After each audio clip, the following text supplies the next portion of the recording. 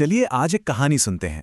एक बहुत ही सिंपल सी कहानी, लेकिन जिसका मतलब बहुत गहरा है।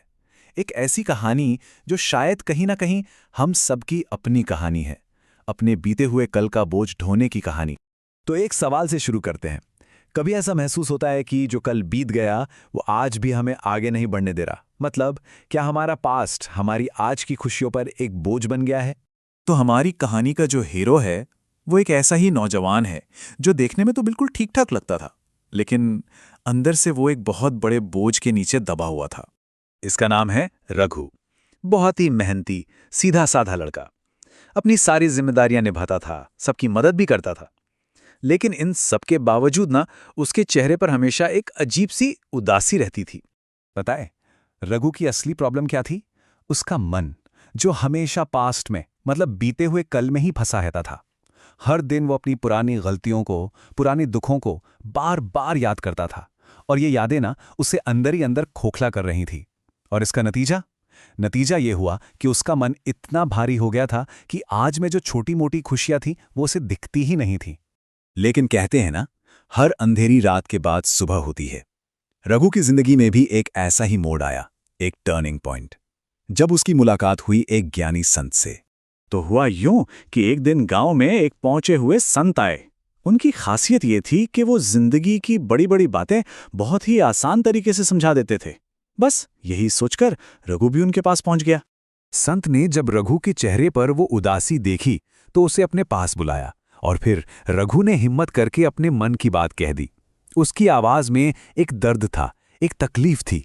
संत बस मुस्कुराए। उन्होंने रघु को एक बहुत ही अजीब सा काम दिया। उन्होंने एक खाली थैला दिया और कहा, एक काम करो, तुम्हारे मन में जितनी भी चिंताएं हैं, जितनी भी बुरी यादें हैं, हर एक के लिए एक पत्थर उठाओ और इस थैले में डाल दो। मतलब वो उसके मन के बोझ को एक फिजिकल फॉर्म देना चाहते थे। और बस यहीं से रघु का असली टेस्ट शुरू हुआ। जो बोझ अब तक सिर्फ उसके मन में था, अब सच में उसके कंधों पर आने वाला था। रघु ने ठीक वैसा ही किया। उसने एक पत्थर उठाया, अपनी किसी पुरानी नाकामी के लिए। एक और पत्थर किसी दोस्त के दिए धोखे के लिए। फिर एक पत्थर परिवार की किसी चिंता का। और देखते ही देखते वो थैला पत्थरों से भर गया, और इतना भारी हो गया कि उसे उठाना भी मुश्किल लग रहा था। अब संत ने चैलेंज का अगला पार्ट बताया। उन्होंने कहा, ठीक है, अब इस थैले को अपने कंधे पर उठाओ और पूरे गांव का एक चक्कर लगा कर आओ। रघु ने कुछ नहीं कहा, कांपते हुए हाथों से थैला उठाया और बस चल दिया। थोड़ी ही दूर चला होगा कि उसके कंधे दर्द करने लगे।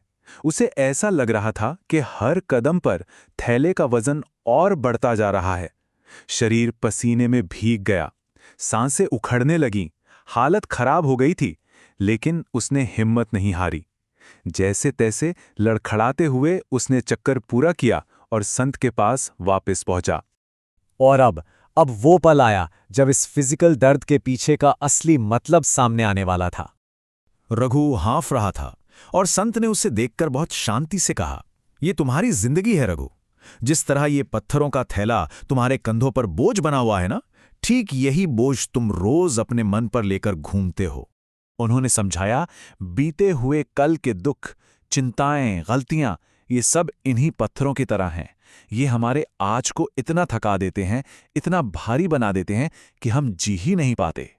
और फिर उन्होंने वो बात कही जो रघु के दिल में उतर गई। उन्होंने कहा, देखो, जो कल बीत गया उसे तुम बदल नहीं सकते, वो जा चुका है। लेकिन आज ये जो पल है, ये तुम्हारे हाथ में है। और अगर तुम कल का बोझ ऐसे ही ढोते रहोगे तो तुम अपना आज भी गंवा दोगे। बस ये बात रघु को समझ आ गई, और यहीं से उसकी जिंदगी में एक बहुत बड़ा बदलाव आया। उसने एक नया नियम सीखा, आज में जीने का नियम। उस लम्हे में जैसे रघु की आंखें खुल गईं। उसे पहली बार यह रियलाइज हुआ कि जिन दुखों की जंजीरों में वो जकड़ा हुआ था, वो किसी और ने नहीं, बल्कि उसने खुद ही अपने आप को पहनाई थी। और इन जंजीरों को तोड़ने की ताकत भी उसी के पास है। उस दिन के बाद रघु बिल्कुल बदल गया। उसने तय कर लिया कि वो अपने पास्ट से सीखेगा जरूर, लेकिन उसे बोझ बनाकर साथ नहीं रखेगा। और जानते हैं क्या हुआ? उसका मन एकदम हल्का हो गया। उसके चेहरे पर जो मुस्कान खो गई थी वो वापस आ गई, और जिंदगी उसे फिर से अच्छी लगने लगी। तो उसने जीने के कुछ नए नियम बना लिए। पहला, पुरानी गलतियों से सीखना है, पर उन्हें ढोना नहीं है। दूसरा, हर सुबह एक नई शुरुआत है। तीसरा, जो बीत गया उसे जाने दो। और चौथा, बस अपने आज को बेहतर बनाओ। और यही इस कहानी का असली मतलब है। जो असली जिंदगी है ना, वो ना तो बीते हुए कल में है और ना ही आने वाले कल में। असली जीवन तो बस इसी पल में है, प्रेजेंट मोमेंट में। तो जाने से पहले एक सवाल खुद से जरूर पूछिएगा, हमारे थैले में ऐसे कौन कौन से पत्थर हैं जिन्हें अब नीचे रखने का और आगे बढ़ने का वक्त आ गया है।